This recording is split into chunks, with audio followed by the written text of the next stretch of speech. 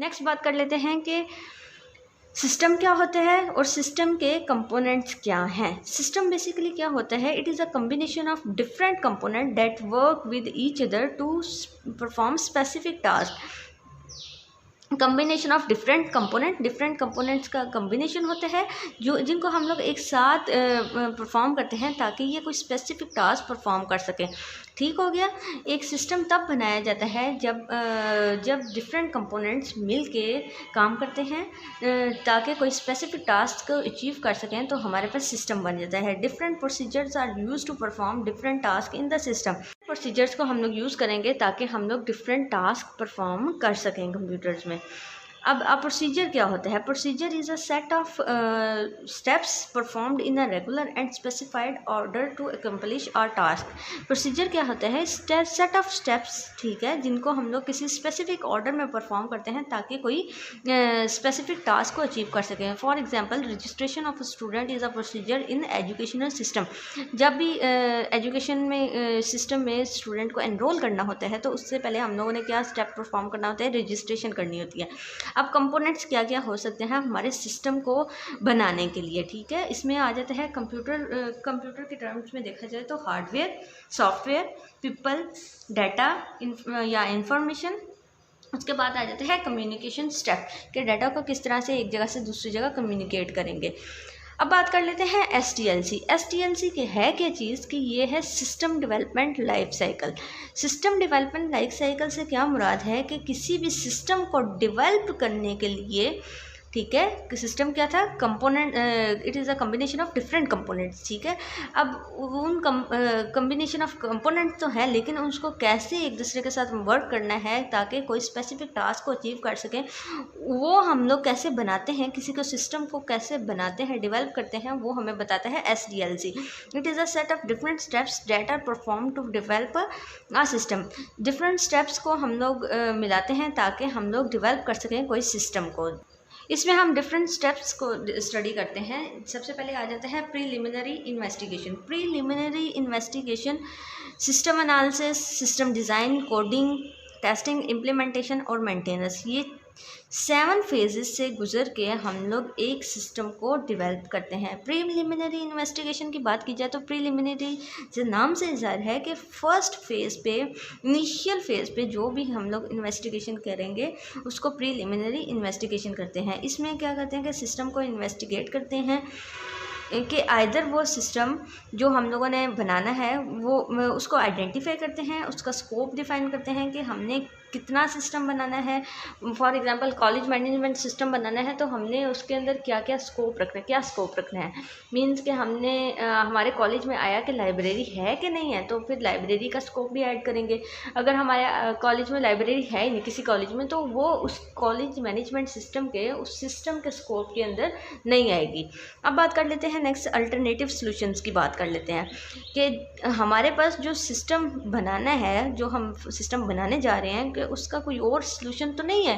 क्या वो जो कॉलेज है वो पहले से कोई सिस्टम यूज़ तो नहीं कर रही और वो सिस्टम हमारे जो बनाने जा रहे हैं सिस्टम उससे ज़्यादा एफिशिएंट तो नहीं है। उसके बाद हम लोग फिजिबिलिटी स्टडी की बात करते हैं। फिजिबिलिटी स्टडी के वो सिस्टम फिजिबल भी है या नहीं। फिजिबिलिटी हम जब भी चेक करते हैं तो इन टर्म्स ऑफ बजट्स और हम लोग कॉस्ट क्या देखते हैं कि जो भी हम सिस्टम बना सकते हैं वो अफोर्डेबल है या नहीं है, ठीक है, वो लोग यूज़ कर सकते हैं या नहीं है, इसमें ये चीज़ चेक की जाती है। इसके बाद क्या है, प्रीलिमिनरी प्लान बना दिया जाता है। इस फेज़ के एंड पे एक प्रीलिमिनरी प्लान बना दिया जाता है जो कि नेक्स्ट स्टेप के लिए एज अ इनपुट वर्क करता है। नेक्स्ट स्टेप हमारे पास क्या है? System analysis. सिस्टम एनालिसिस वो फेज़ है जिसमें हम लोग करंट बिजनेस को डिटेल में डिस्कस करते हैं।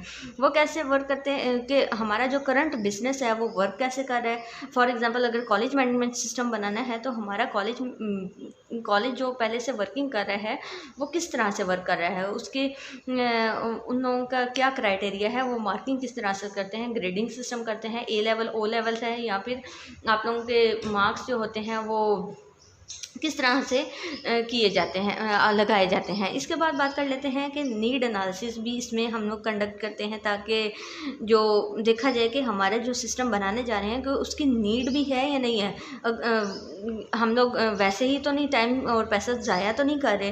डाटा गैदरिंग करते हैं, डाटा को कैसे डाटा को गैदर करते हैं कि हमारी रिक्वायरमेंट्स क्या होंगे सिस्टम की, जो सिस्टम हमने बनाना है। डाटा एनालिसिस, जो हमने रिक्वायरमेंट्स कलेक्ट कर ली, जो डाटा हमने कलेक्ट कर लिया उसको एनालाइज करते हैं, उसके ऊपर फिर हम लोग लास्ट में इस फेज़ के एंड पे रिपोर्ट क्रिएट कर देते हैं। नेक्स्ट बात कर लेते हैं सिस्टम डिज़ाइन। सिस्टम डिज़ाइन में ये है कि हम लोग इसको लॉजिकल और फिज़िकल मॉडल्स के अंदर रिप्रेजेंट करते हैं, ठीक है, कि जो भी हम न्यू सिस्टम बनाने जा रहे हैं उसको फिगर्स में, उसको डायग्राम्स में डायग्रामेटिकली हम लोग रिप्रेजेंट करेंगे, वो हमारे पास क्या होगा, सिस्टम डिज़ाइन। इसके एंड के ऊपर भी हमारे पास एक डॉक्यूमेंट आता है जिसको हम लोग कहते हैं, यूजुअली कहा जाता है सिस्टम डिज़ाइन स्पेसिफिकेशन या फिर सॉफ्टवेयर डिज़ाइन स्पेसिफिकेशन। नेक्स्ट बात कर लेते हैं कोडिंग। कोडिंग में क्या होता है कि प्रोग्रामिंग करते हैं। अब जो हमने सिस्टम एनालाइज कर लिया प्रिलिमिनरी, जिस सिस्टम की इन्वेस्टिगेशन की, जिस सिस्टम को हमने एनालाइज किया है, जिस सिस्टम का डिज़ाइन बनाया है, इस डिज़ाइन के बेस के ऊपर हम लोग कोडिंग करना शुरू कर देते हैं। कोडिंग मीन्स कि उस सिस्टम की डेवलपमेंट करना शुरू कर देते हैं। This phase consist of writing programs for the system. Programs लिखना शुरू कर देते हैं।